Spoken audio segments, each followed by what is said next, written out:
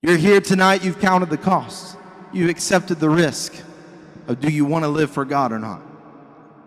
The thing about these people that we talked about, Abram stumbled a little bit. You don't think that his legs got tired of walking out all of Israel? You don't think there was days that he went back into the tent and just thought, I'd rather just not? There were days that he did not want to have what he had. But yet he's what we sing, Father Abraham. He's who we read about, Abraham's bosom.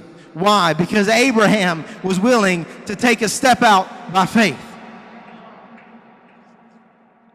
Peter was mocked and ridiculed, even told that he had little faith.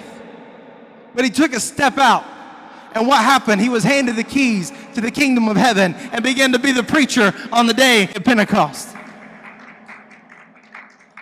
He was willing to take a step. It wasn't the way that it should have been. He lost sight of God in the midst of that water and even denied him later on. But he was willing to take a step.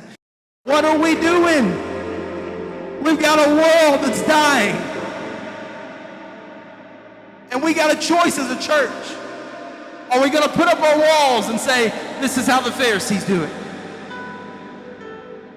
I want to be like the sinner that was standing there. God, I need you. We were singing, I'm desperate for you. Let my life actually be desperate for you. Let me be willing to step out. Faith is taking the first step, even when you don't see the whole staircase. I don't know where it's going, God. I'm on this spiral staircase and I can't see up. I'm just going to take a step.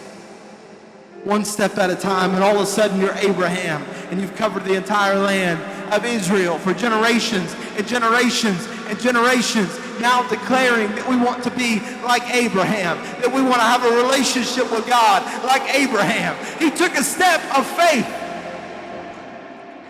Peter changed the way we know God. Paul changed the way we talk to churches.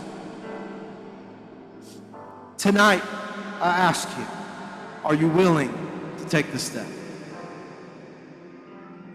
It's easy sometimes to say in church, I want to change.